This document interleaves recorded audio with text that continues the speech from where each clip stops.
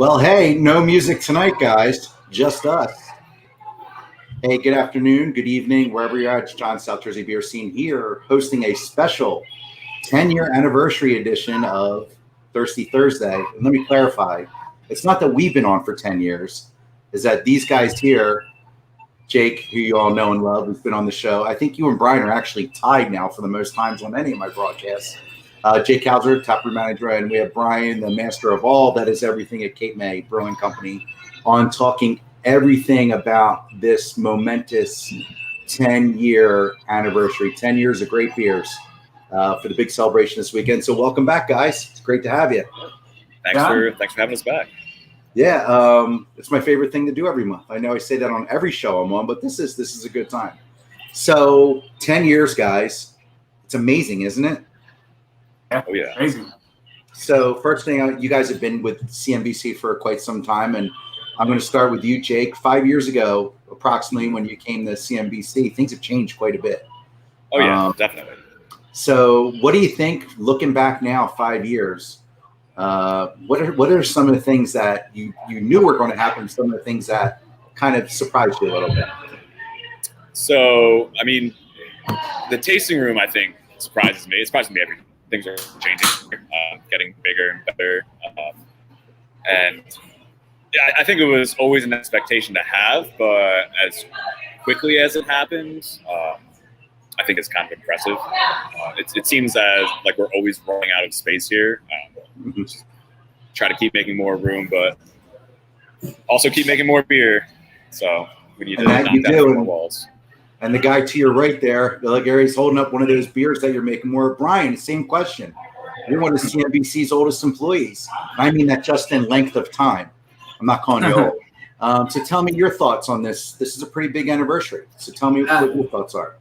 Yeah, I've been there for over 8 years now. So I've seen pretty much all the growth. Where Jake is right now, that's our barrel room. That's a cool spot. That was actually our original only facility. You can see that little the beam right above the right side of his head there. That used to come down. Yep, right there. That used to have a wall that came down, and that was the entirety of the brewery. And then we took the wall out and we expanded to the other one. And that was when I started. That was all of our production space in those two spots. So right where Jake was sitting, we used to sit a 30-barrel fermenter. We had 5 of them, and we had 4 15s, and we were like, "Wow, that's a lot of beer." I was very busy at all times. It was me. I did all the brewing. One guy did all the kegging, and he also delivered 1 day a week.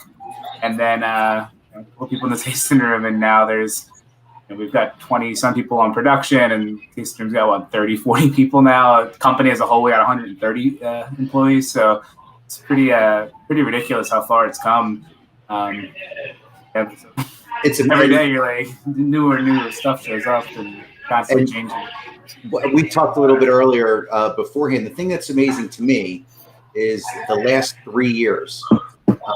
As somebody who writes about beer and is a beer observer, the amount of growth in the last 3 years with Cape Beverage, with the expansion of the tasting room, which is one of the best in the state, the outdoor area, the brewing expansion, the boutique.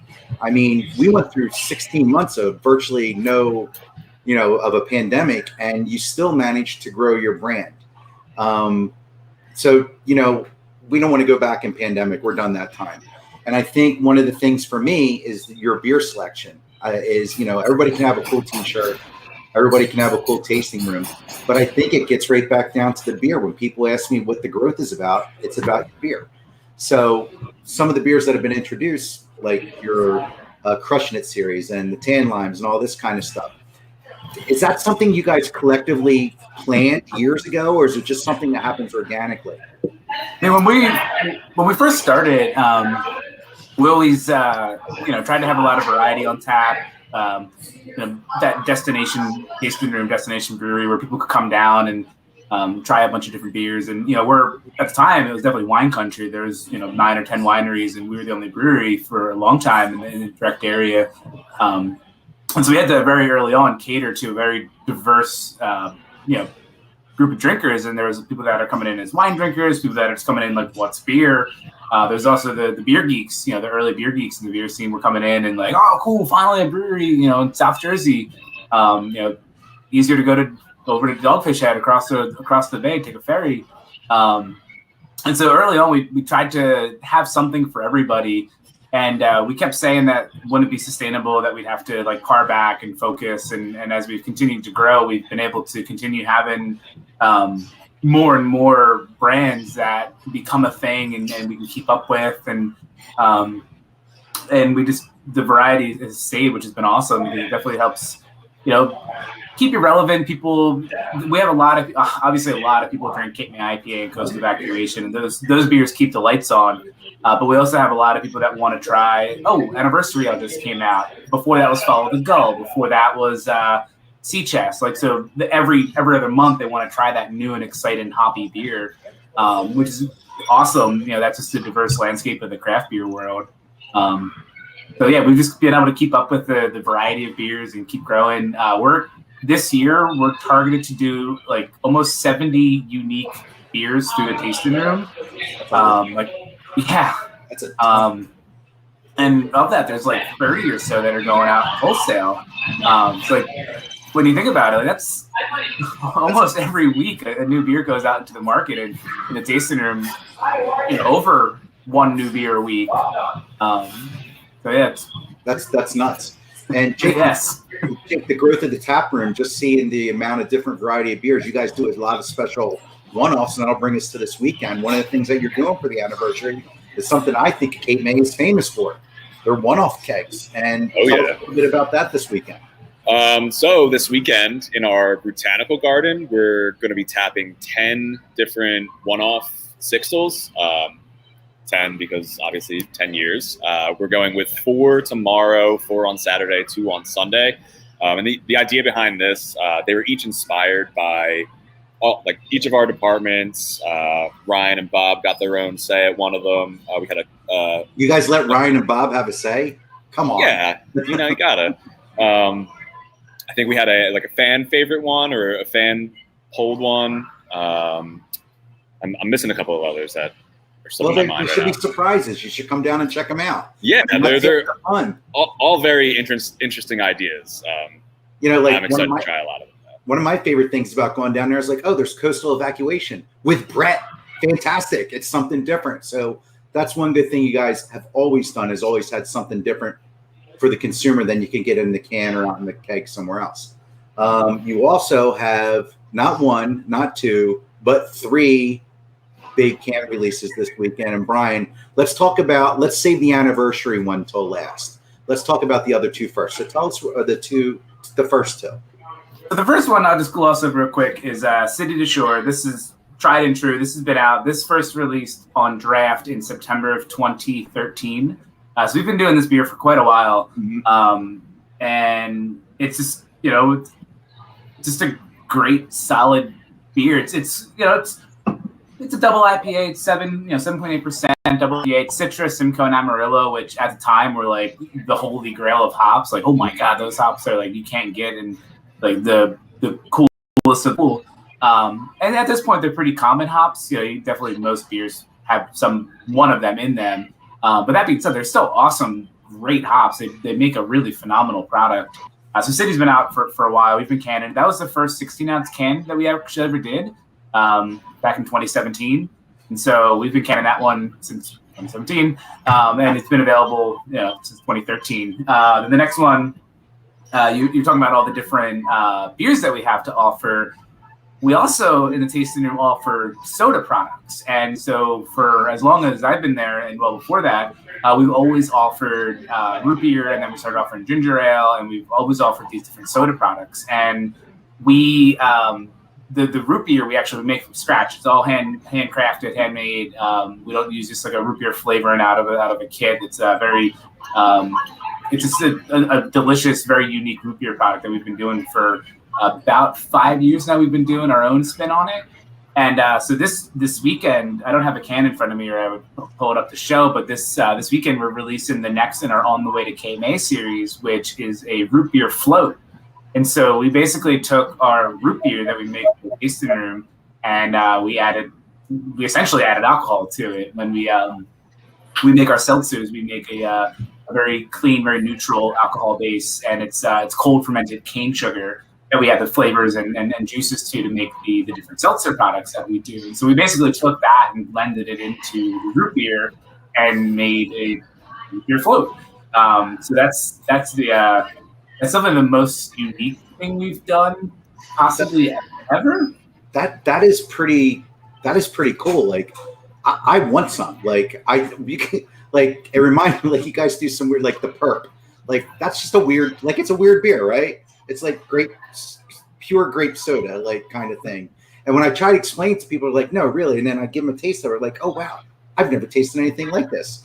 I think the root beer float may be something of that variety that people are just going to go bananas over, because I mean, there's nothing else like it. Yeah, Lisa, definitely come try it out, because it's unique. We did like 200 cases, so definitely one of our standard size tasting room only releases, and so it goes up. Jake might be able to talk about how it's how it's going to do, if it's going to kick this weekend or not. I mean, since Monday, I think, since Courtney posted it online, my phone's personally been blowing up a lot. Everyone reaching out to me, can you get me this? Can you get me this? And I think it was earlier today, we actually sold out of our online allotment of 250 cases. So okay, and you'll have some available. Well, yeah, we'll still have more available in store, but I imagine it won't be around for very long. No, and are these releases are happening on Friday? Yep, tomorrow at 11 a.m. Tomorrow at 11 a.m. And now the one that everybody's been looking forward to for not as many years as I thought, I guess. My memory was a little bit different. We had this conversation before, but the anniversary ale, something that I look forward to every year. You're at 10. So here's where we are, and tell us what you did this year. Yeah, so anniversary ale. So just to clarify, City to Shore is going out to all of our distribution footprints. That'll be available starting Monday at all of our wholesalers that carry it. Anniversary ale will be going out as well wholesale. The root beer is only available in the tasting room, so don't try to find that out at the stores. That's only going to be. But City and Anniversary will definitely be available out everywhere. The Grove, we have that targeted to last into through the summer, definitely into like September range. We'll kind of see how the sales go with it, if it kicks sooner or not. But we're still brewing it. We're still brewing and packaging it, so that's a summer seasonal for us. So, but for Anniversary Ale, the first one we actually ever did was Anniversary Ale 5, and we were looking for a new seasonal beer. This is back when we were just doing mostly draft and some small bottling stuff. And so we did Anniversary Ale 5, and then the next year's Anniversary Ale 6. Obviously, we did that draft, and then 7 was the first year that we canned it, and so we've canned 7, 8, 9, and now 10. And it's just a big old hop bomb, celebratory, hop fest. Just hops. So I'm drinking it here. It's extremely opaque. It is like it's turbid as anything. It's extremely hoppy, which is nice. We just finished canning it today, actually. So it's super fresh, right off the line, going out. Going out to liquor stores on Monday, going to the tasting room tomorrow. And yeah, so just a big old hop bomb. It's I got 4 different hops in it. It's got Lotus, got Waiti, Lemon Drop, and Hugh Melon. And just a nice hazy juice bomb of a New England IPA. So when you're getting that Anniversary Ale, when do you put together the recipe for the Anniversary Ale? I know, because you kind of got to wait to see what hops are, or you guys. Tell me how that works, because that's interesting to me, the nerd. So I've changed it up every year. We've always decided like how to change it up, make it different, interesting and unique. This year, with being the 10th anniversary, we're doing a lot of programming throughout the year to shine light on the anniversary. Jake's wearing the hat with that awesome 10th anniversary logo that we came up with. As a matter of fact, I'm getting a little chilly in here. Hey, look at that. Oh, yeah, I feel a little bit better. I feel a little bit better. Very good. All right, go ahead. And so we had a lot of...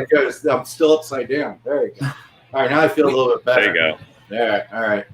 We had a lot of 10th anniversary stuff that was focused around the tasting room, the whole 10 beers on the way to Cape May series, and obviously a very, very large portion of our business is through our wholesale out in the distribution world there, and so we wanted to make sure that and obviously Anniversary Ale is going out wholesale, and so we wanted to come up with a way to try to get the sales team really in on the act with this one, and so I gave I forget where 10 or 12 or so salespeople at this point.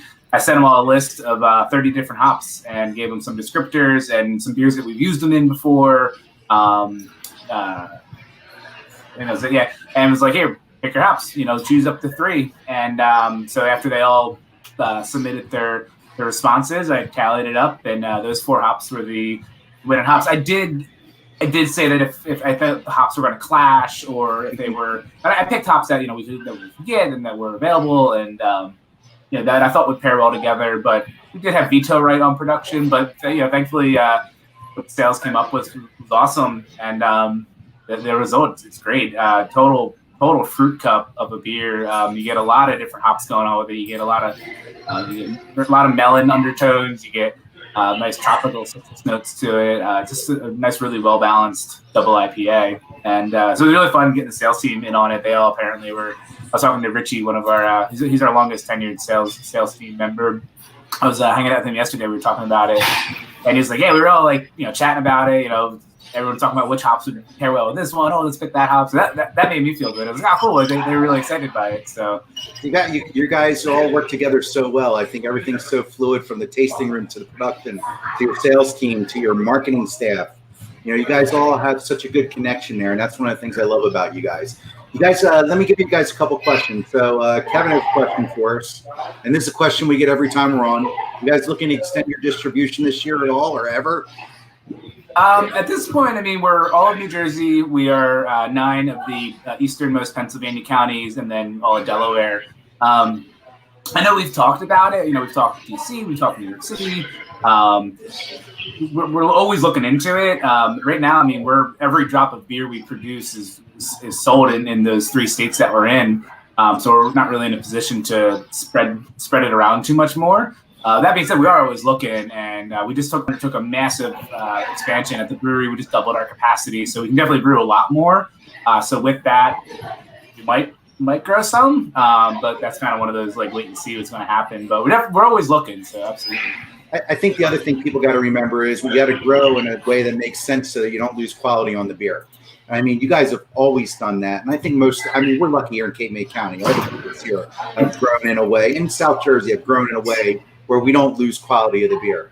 You can honestly say there's been some tweaks over the years of some of the things. If I drink a beer that you made 8 years ago, and the quality is still the same, even as the production is ramped up. So I think that's, another consideration is that it doesn't make sense just to get bigger for bigger's sake. And we're not, we've always focused on organic growth. We didn't want to just build a mega brewery and then say, okay, let's find places to put the beer. Because it never works. It's exactly, never worked. Yeah. It never will work.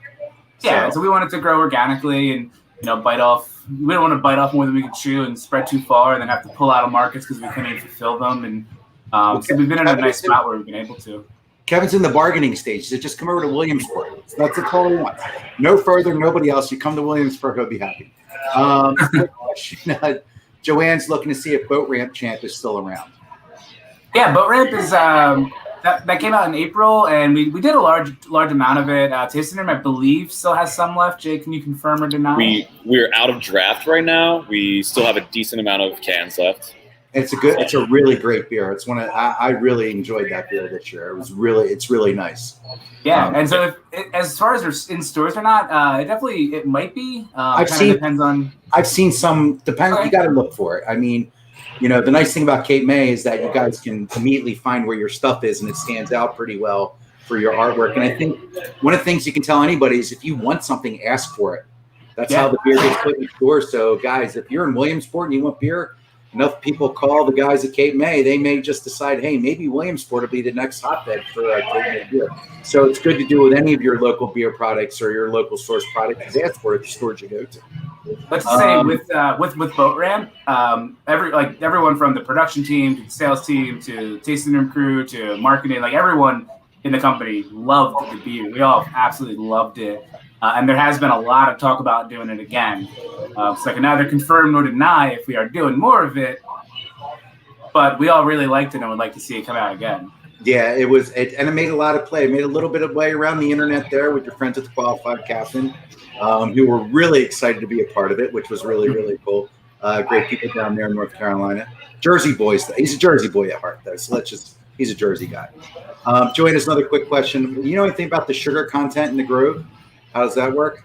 I don't know off the top of my head. I mean, all beer naturally has what's called residual sugar, the natural sweetness of the malts that aren't necessarily fermented out. So most beers naturally have some sugar left. That's why most beers naturally have more carbs than like wine, let's say. And so the Grove, beer in general has sugar, has carbs to it, has residual sugar left to it. The Grove being a shandy, it is back sweetened, so we do add sugar after fermentation. That's to give it that sweet juice, and not juice like hop juice, like hoppy beers, but like juice, like actual juice. And so there is some sugar added back to that one. As far as how much, I'm not sure off the top of my head. Yeah, I think if you get the label information on there, you guys have you have a ton of information on your labels. You should be able to, get an idea from what's on the label, how that's going to work. One more question, then we'll get back into the anniversary festivities. Can you guys make the cherry lime good a staple? I bet you that's not the first time you heard that. That's the problem with doing so many beers. Like I said, we're going to do upwards of almost 70 unique beers in the tasting room. And one of the problems with that is we always want to do more. We always want to do different ones. And so, cherry lime was awesome, and it's still drinking great now. So if you have some, by all means, keep drinking it. And it did really well. And we were really happy with how it pulled through in the tasting room and the feedback and the reaction. I don't think we'll do it more than once a year, just because we have so many other things we want to do and new beers to try out. And there's only so many tanks that we have to make beers, and only so many spots that the tasting room has in their cold boxes, and there's only so many SKUs that a liquor store is going to want to carry. So there's just a finite amount of products that we can do on a regular basis. But cherry lime is definitely one. I don't say definitely, but I wouldn't be surprised if we brought it back again next year. Just because it's a fun beer. It's a nice spring. We've kind of done it right around Easter the past 2 years. So I would assume we do it again. That. It was a hit. I liked it. I was a big fan. So we'll get back to the anniversary activities right here. So Jake, you have the 10 unique one-offs. We have the 3 beer releases, and you got the return of something that we've been waiting for a while down there. We're having a little some music going on down there this weekend. Oh, right. Yeah. So we'll have live music all weekend in our Botanical Garden. I'm actually thrilled. It'll be the first time we have live music and nice weather. So that'll be great. Tomorrow we've got the B-sides. On Saturday, Animal House is starting the day off, and then we're finishing it off with Duo later, and Eddie just coming Sunday. So we'll be rocking out there all weekend. Got that. Also on Saturday, artist David Bloomberg, he will be coming in and doing a live mural. So that'll be super cool to see, and that'll be on display in the Botanical Garden for the rest of the summer as well. So it's going to be a known Cape May artist, does a lot of work. Yes, yeah. He's done a bunch of murals in our tasting room already. This self-guided tour area, this whole wall over here, he painted that up. Yeah, he's a good friend of all the community. I mean, he does a lot of stuff. He did a lot of work with the Tubman Museum and things down there. He's a good community guy. So here's the question, because we're in Jersey, we have to do this. Will the food trucks be there? Will there be food? So that's a tricky thing with us here. We are not legally permitted to allow food trucks. So unfortunately, no, there won't be any barbecue trucks. Yeah, I think it's hard to explain to people that that's something that, that especially in your area, where you're at, it's supposed to be, if there's a food truck in the area, it's okay. I mean, you got to kind of be going there to get there. So you can bring food into the brewery. And, right. We are, it's highly encouraged, BYOF. So if you're coming through, you can either bring your own food, or a lot of places will deliver here. People are in and out all day. Yeah, and ask one of your beer tenders or anybody that's working there. They'll be able to direct you to who delivers and give you a little hand with that. There's plenty of places in the area. And there's also kind of bookending the tasting room at this point now. We have the hot dog spot to the right, the Dogtown Dogs, and then the wing nuts on the left there. So that's newer as of the past couple of years, which is awesome. Having you can walk out of the tasting room, go to one of our neighbors. There is food available. Yeah, keep the money coming local. I mean, these guys here, especially the food vendors. I mean, everybody had a hard time last year, but these guys weren't open last year. I mean, it's been a tough go at it for a lot of them. So yeah, throw a couple bucks, buy a couple dogs, get some wing nuts. You guys will be good to go. So we do a silly question. I said I wasn't going to do one, but I was thinking about it. So 5 years from now, 15th anniversary, I'm going to record this for posterity, and we're going to come back. I'm going to have my walker walk in here and ask you guys, Brian, where do you think Cape May? What do you think is going to be happening? What do you think is going to be happening in beer? Let's do that. I mean, I know it's a craziness, but I mean, think back what would you like to see happen? I don't even know, because 5 years ago, seltzers are a recent trend. Like, they weren't around 5 years ago. New England IPAs, like, they're everywhere. That's all you hear about. They were not around 5 years ago. They were not. They were starting to. Like, yes. If you were like deep into the beer scene up in New England, and you like very early adopter for like Treehouse and Trillium and those kind of places, like, you really knew it. But like New England IPAs, like, were not a thing until like 3-4 years ago. So that's what I love about the beer scene, is like we could predict something now, and it could be like the most wrong opinion of all time, because it's constantly changing, constantly evolving. I love it. For me, it's exciting as a creative individual, as somebody who gets to develop and design a lot of these beers. Like, it's just, that's the excitement. I get to hear about a new style. I'm like, oh man, like I want to try it out myself. So, I mean, I think we're going to keep going down the trend of going back towards a little bit more old school beers. You're going to get more lagers and ESBs and more like beer flavored beers. I think are going to that kind of stuff. Yeah. I think we'll splinter. There'll be like the purists that are going to go that route, and the juice bombs and pastry stouts, and they're going to maybe, but who knows? I mean, we do both of them. We serve all the beer. I don't really know where it's going to go. If you would have told me today, 5 years ago, that Cape May would have a 12-pack of seltzers out for sale, which I brought home this weekend, and they're fantastic, I would have said, you're out of your ever-loving mind. There's no way a brewery is ever going to have a canned seltzer. What are you talking about? And now look at where that is, and it's become almost a vital part of the industry. You're hitting a whole new market that's coming in, and maybe not ready to make that transition to beer, and you have something for them. You guys have always had root beer, or something a little softer for people, but it's a true replacement for people that are wine drinkers or people that are mixed drink drinkers. And I think that I couldn't have predicted it either. I think, Jake, working in the tap room, you've seen people's taste change tremendously over this time. Like, what are some of the trends that you would not have? The one thing for me is the fruit flavored stuff, the Crushnets, the Groves, all this kind of stuff. If you would have asked me all these years ago, I would have never, ever have seen fruit beer. I can remember judging competitions in 2015, and if you drew the fruit beer category, you're like, oh, you got to be kidding me. I got the fruit beer category. There's going to be 3 of them here, and they're all going to taste like Band-Aids. Like, that's how it used to be. Now it's a real thing. That's my thing. What's your thing, Jake? Is there something different? If you asked me 5 years ago, if you would be drinking a beer slushy here, I would think you were crazy. So, yeah, I think that's probably one of the more unique and heavier hitters that we get here. People love it. People ask us to have it year round, but it's just there's got to be a point where we got to cut the slushy off. Yeah, it's 7-Eleven down the street. So listen, guys. First of all, we want to say from everybody at South Jersey beer scene, congratulations on 10 years. We love the support that you've given us since day one, and we truly appreciate Ryan and Bob and Courtney and everybody that's Alicia especially, and the guys that have supported us. And it's amazing to me to see the growth of what you guys do and kept up the quality, and to see a lot of my friends, a lot of people in the industry end up working for you guys. Like, I'm sitting here looking at a picture of Bradley on my screen. I can't get rid of him. Brad Young over here, who I met many years ago, riding his bike to another brewery. It's just like, it's crazy, how you've grown and how this area has been lifted up by your success. And I think that we all truly appreciate that.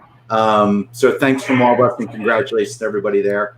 And Kevin's got one more question. And this is, are you guys going to make some more sours? Yeah, I mean, Jake's hanging out in the barrel room. All those barrels are full of beer sour, and so definitely that's like one of those side passion projects that kind of just when we have time and resources, we'll throw at it. And hopefully soon we'll see some stuff come out of there. So yeah, pay attention to all of our social media. You never know what'll pop up on there.